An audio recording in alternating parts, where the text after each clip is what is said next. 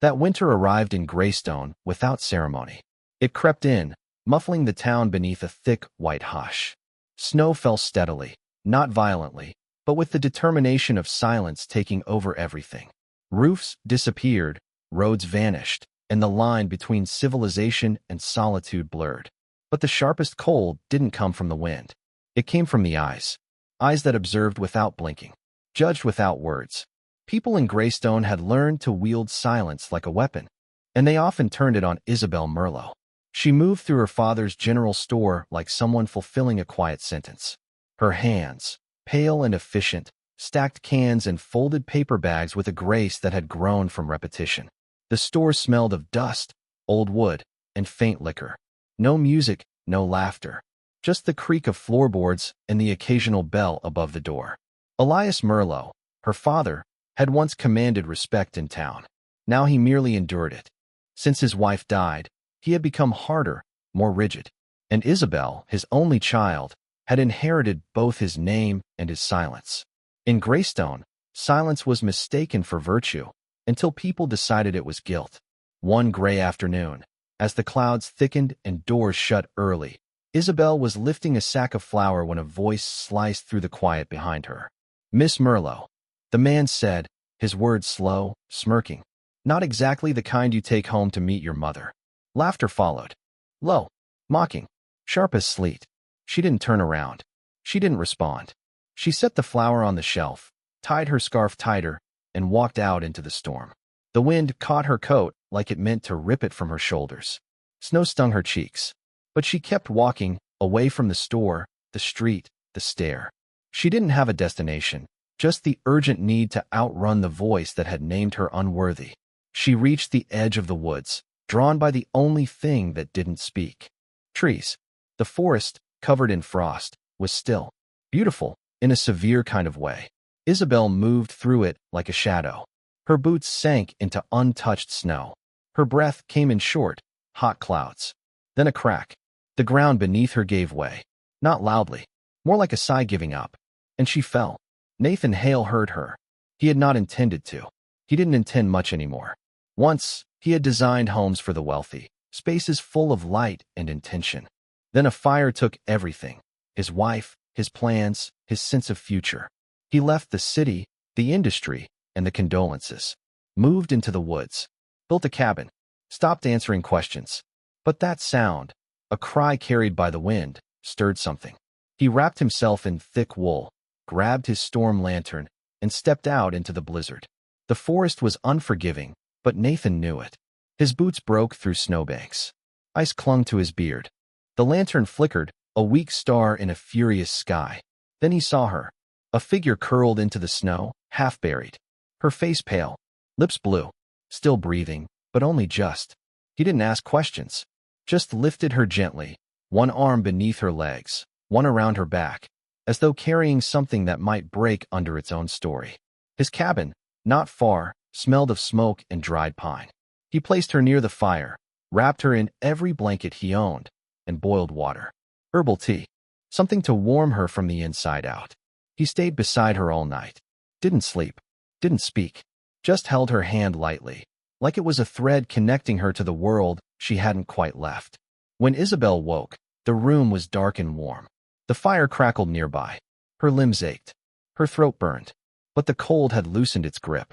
Nathan sat a few feet away, back turned, watching the fire, as if to give her space to decide whether to speak. "You're safe now," he said without looking. "This is my cabin."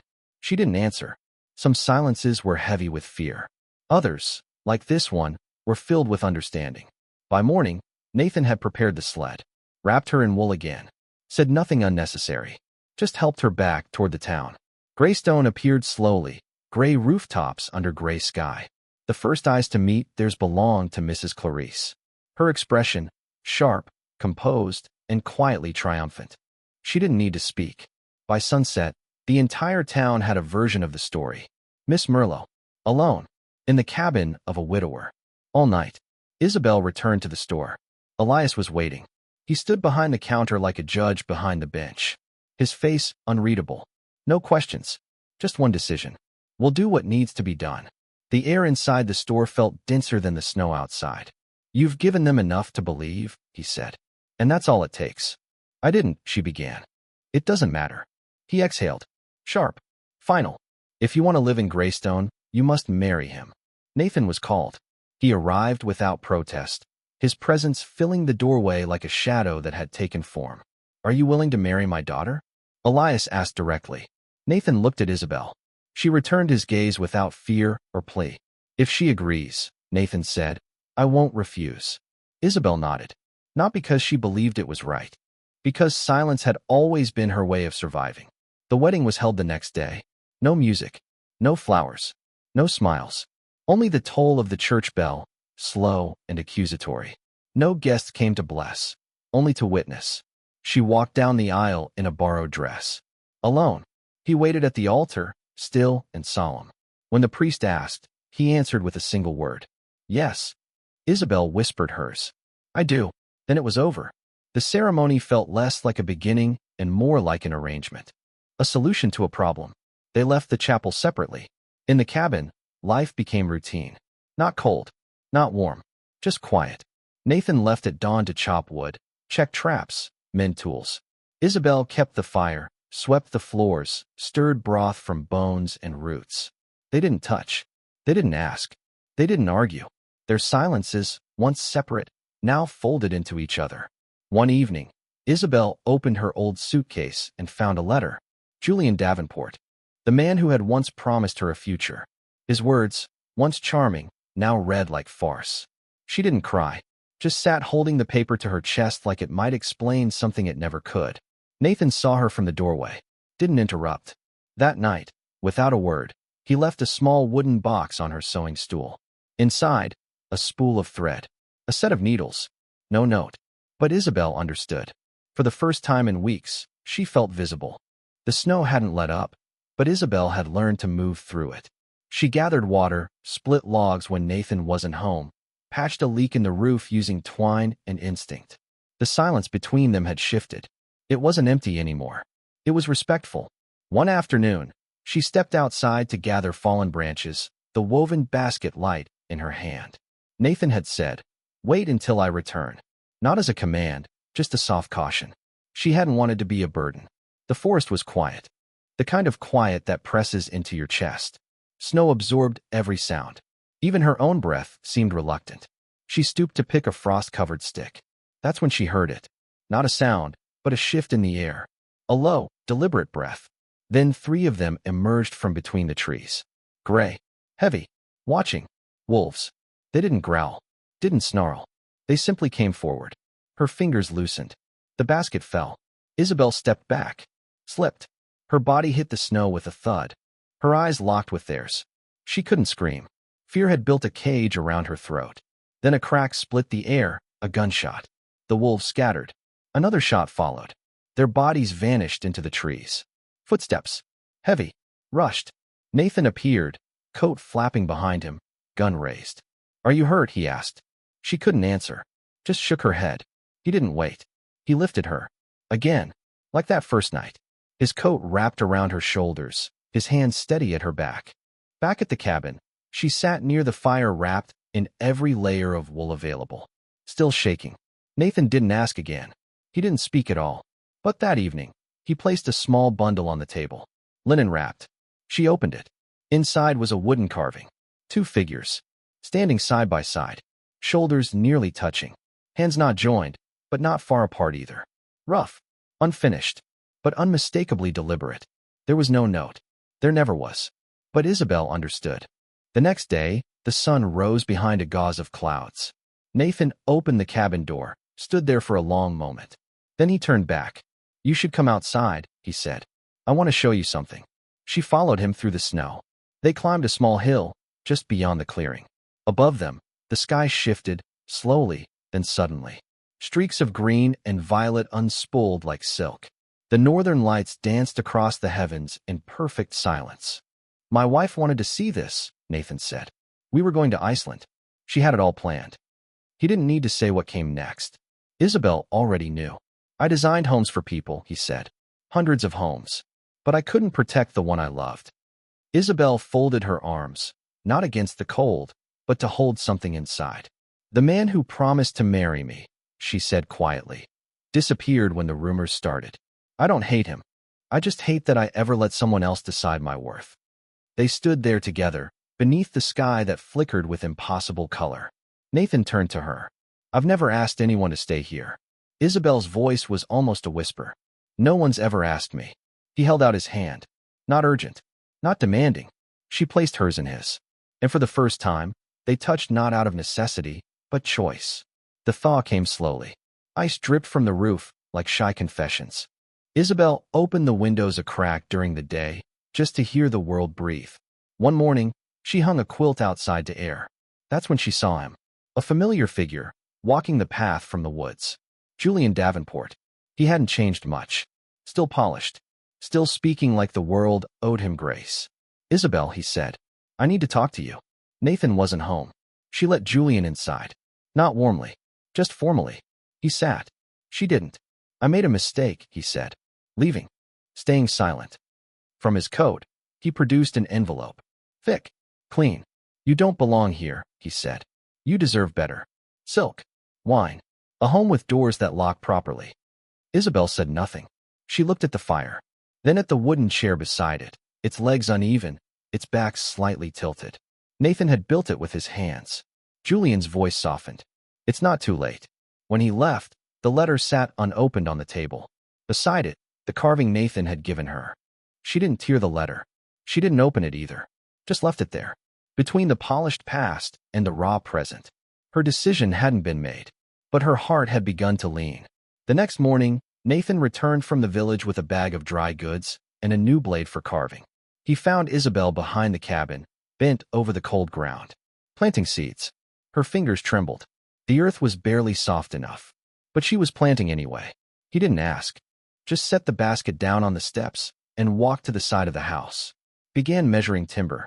Said something about building an extension to let more light in. That day, they didn't speak much, but in their shared tasks, something had shifted. She stirred soup. He peeled potatoes. She scrubbed linens. He patched the fence. One evening, Nathan placed a worn coat on the table, torn at the shoulder. "Can you mend it?" he asked. "Doesn't have to be perfect, just strong." Isabel smiled. A real one. Small. Lingering. "I can." Their eyes met. Not with questions, but something closer to trust. That night, he left another carving. This one different. A woman kneeling in the soil, planting seeds. A man beside her, arms open, not touching, but offering shelter. No words. But Isabel didn't need them.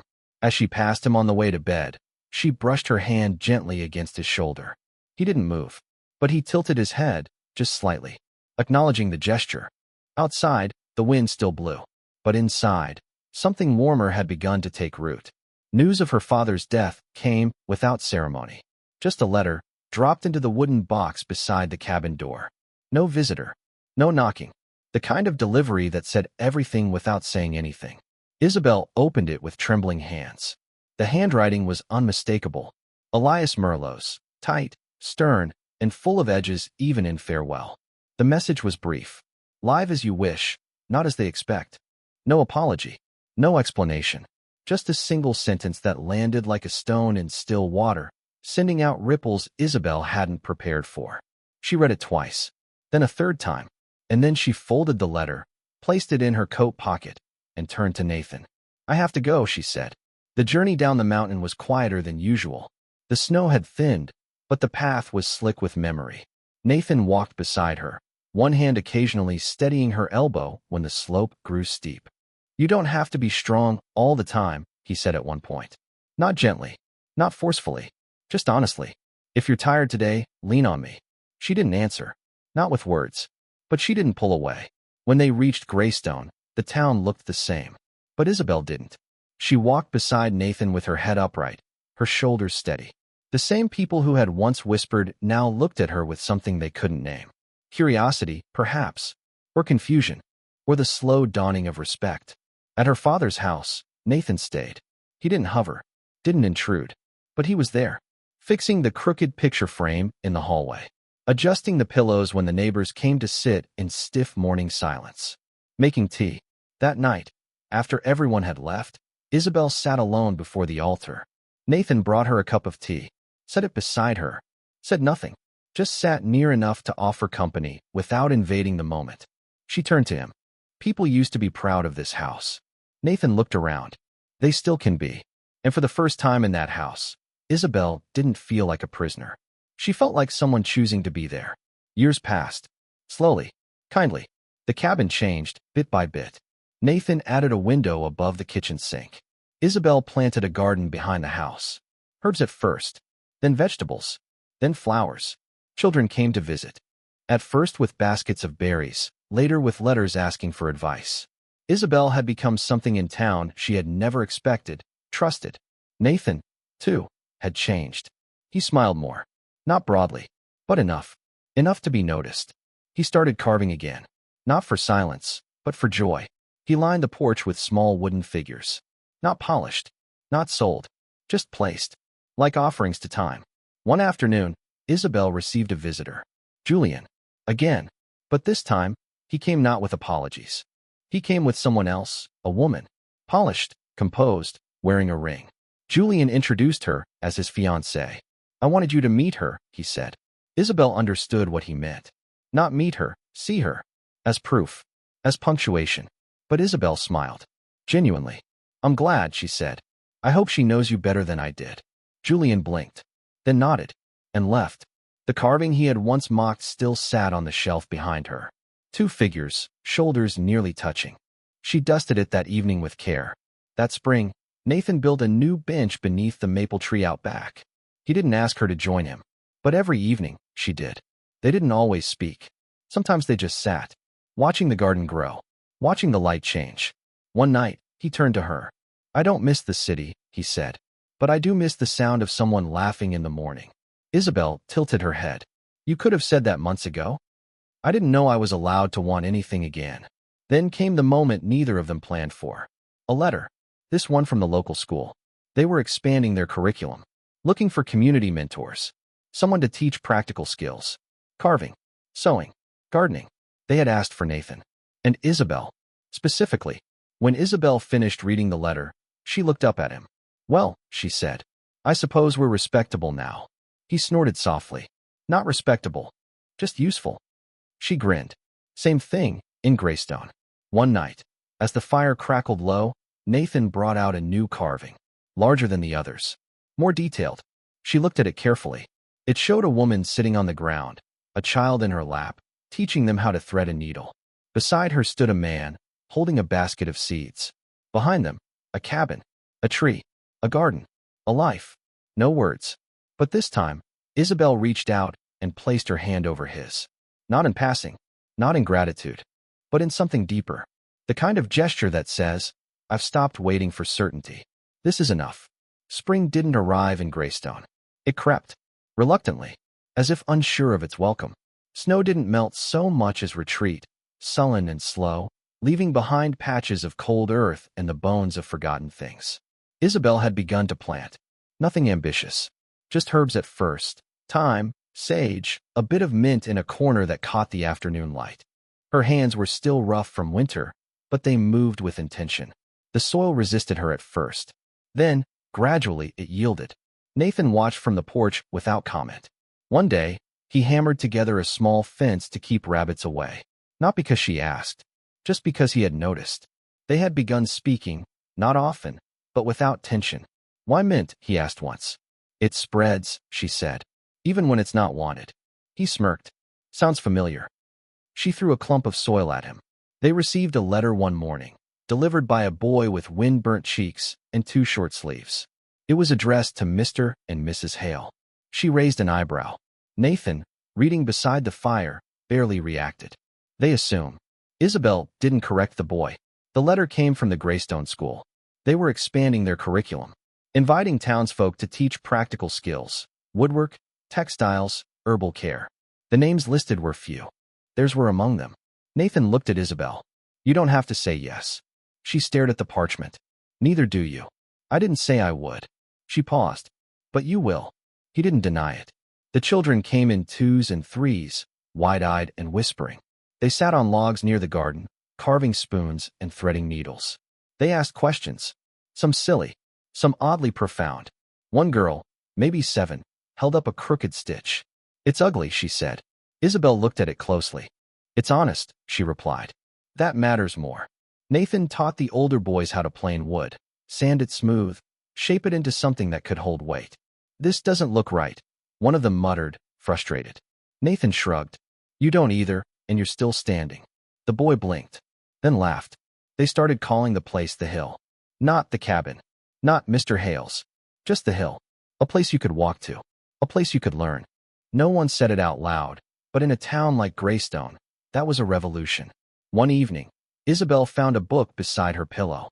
A worn volume of medicinal plants, with notes scribbled in the margins. Pressed flowers marked several pages. On the inside cover, in sharp black ink, "For the woman who plants things that live." She traced the words slowly. Didn't mention them at dinner. But when she poured his tea that night, her hands lingered a moment longer around the cup. Nathan noticed. Said nothing, but his eyes softened. Julian returned in late summer. Not alone. He brought a woman, young, fashionable, clearly unsure about standing on dirt. Julian smiled awkwardly. "This is Margaret. My fiancée." He didn't introduce her to Nathan. Didn't have to. Isabelle invited them in. Margaret tried to compliment the cabin, tripping over her words. "It's rustic." Nathan raised an eyebrow. "You mean it's old?" She flushed. "I mean it's charming." Julian stood stiffly, hands in his pockets. "I wanted to see how you were." "You wanted me to see you," Isabelle replied. He looked away. Margaret said she was sorry for interrupting their evening. Isabelle assured her they weren't. When they left, Julian didn't say goodbye. Just nodded once, like someone giving up on being forgiven. Nathan shut the door. "That was awkward," he said. Isabelle shrugged. Closure rarely wears a nice coat. They started spending evenings by the fire again. Sometimes reading. Sometimes sitting in the kind of silence that only exists between people who no longer need to prove anything. Nathan began a new carving, larger than the others. A panel of sorts. She watched it take shape over weeks. Figures, trees, a garden, a bench. One day, she stood behind him, studying the unfinished lines. "That's the cabin," she said. He nodded. "And that's you." She pointed to the other figure. "And that?" He didn't answer right away. "Then, who I was. Before you." That winter, the snow returned early. But it felt different this time. They were ready. Nathan had chopped more wood than usual. Isabelle had dried herbs, salted broth, stacked jars in neat rows. Their home, once a stopgap, now functioned like a body. Each part necessary, known. They received another letter from the school. This one handwritten by a student. "You taught me how to use my hands. Now I'm learning how to use my heart." Isabelle folded the letter carefully and placed it in the drawer beside her needles. The night the first heavy snow fell, they didn't speak. Just sat close on the bench Nathan had carved, watching the flakes bury the path, the fence, the garden. He turned to her, a rare hesitance in his voice. "I know we never spoke vows." She looked at him. "You don't need to," she said. "But I want to." He paused. "I didn't build this cabin for two. But somehow, everything I've built since you came fits." Isabelle took his hand. "I never imagined I'd be someone worth staying for. But I don't want to leave." They didn't kiss. Not that night. They just leaned their foreheads together. Let the snow fall. Let the fire inside speak for them both. Years passed, but they didn't leave. Neither the years, nor the people. The cabin on the hill remained, not untouched, but unchanged in spirit. Where once there had been silence born of survival, now there was quiet born of peace. Children grew into young adults and still returned to visit, some with letters of thanks, others with carved trinkets of their own.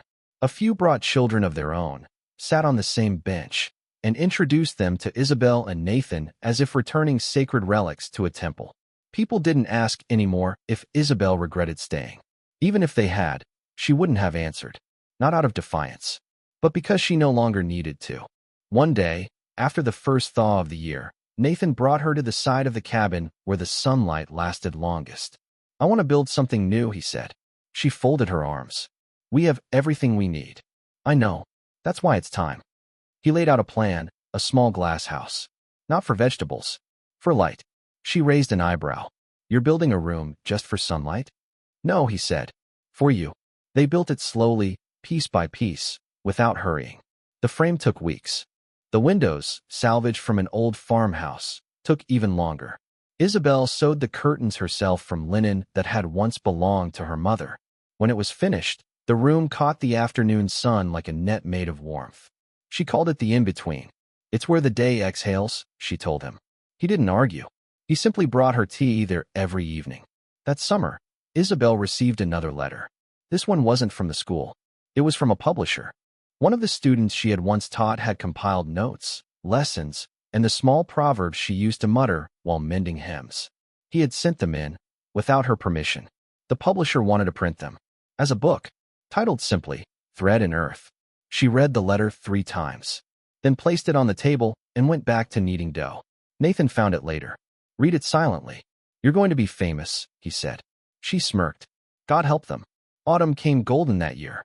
The garden yielded its last gifts, carrots, tired spinach, and one determined rose that bloomed red against the frost. Nathan carved another figure, a woman standing alone in a sunroom, holding a book. She was smiling. He placed it on the mantel beside the others.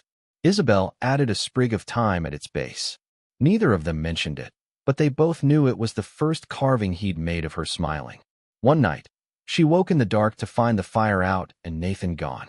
Not far, just outside, sitting on the steps with a blanket around his shoulders. She joined him wordlessly, wrapping her shawl tight. The night's too quiet, he said. She waited. Then, softly, I've been thinking about death. Whose? He looked up at the stars. Anyone's. Everyone's. Mine maybe. Yours. It's not fear. Just awareness. She nodded. I think about it too. He glanced sideways. And I'm not afraid of it anymore. Not since I stopped being afraid of living. They sat there until their fingers grew numb, then returned inside, warmed their hands on opposite sides of the same mug. Winter returned slowly that year, like a friend too proud to admit it missed you. The first snow came on Isabelle's birthday. Nathan made soup and baked bread. Neither of them mentioned the date until after dark, when he placed a wrapped bundle in her lap. Inside, another carving. But this one was different. It was a home. Simple, square. 2 figures carved into the front porch. One was seated, holding a piece of thread. The other stood behind, hand resting on the back of her chair. Isabelle looked up. This is us. He nodded. She traced the carved line of their shoulders touching. No words. No need. That spring, Nathan's cough started. At first, he waved it off. Dust. Age. Cold mornings. Then it lingered. He still chopped wood. Still carved. Still brought her tea. But something had changed. One morning, she found him sitting in the glassroom, hands trembling slightly as he held a carving knife. You need to rest, she said. I need to finish this, he replied. She didn't argue. She brought him tea, sat beside him, and began to stitch the hem of an old apron. When he finished, he placed the figure gently on the table between them. It was her, seated in the sunroom, eyes closed, peaceful. He looked at her then, not urgently, just steadily. I want to leave before I forget how it feels to be grateful. She nodded, tears burning her eyes. And I want you to keep planting, he added. She touched his hand. I will. He didn't die dramatically, just quietly. One night, they sat in the sunroom and watched the sky darken until only the stars remained. He fell asleep in the chair. His breathing slowed, then stopped, just like that. The funeral was small, by request. Only those who had known him after the fire, not before. Only those who knew that grief could be outlived. Children now grown stood around the garden. Some placed carvings. Some placed letters. Isabelle spoke only once. He once said everything he built after I arrived fit better. That's because grief builds walls. But love builds rooms. She returned to the cabin alone that night. But not lonely. She lit the fire, made soup, opened his final carving again, then added one of her own, a small spool of thread, placed it beside him. Years passed, but not quickly. The glassroom remained. So did the garden. And so did she. She published the book, then another, then stopped, deciding it was enough to be remembered by those who truly remembered. Visitors came. Some asked about Nathan. Others asked about the carvings. She never told the full story, just offered them tea and a seat, and let them figure it out. One summer morning, a young woman knocked on her door, said she was a writer, said her grandmother used to speak of a woman who sewed meaning into fabric. She had read the books, traced the stories, wanted to ask permission to write about it all. Isabelle listened, then finally asked, "Why do you want to tell it?" The girl hesitated. Because people don't believe quiet lives are remarkable. Isabelle smiled. They aren't. Not always. But they matter. She gave her permission, then returned to the bench under the maple tree, where the carvings still stood. The figures hadn't changed, but the meanings had deepened, like wood darkening with time. And so it ends, not with applause, but with breath, with thread pulled through fabric, with a garden that still grows, and a fire that never really went out, just passed quietly into someone else's care.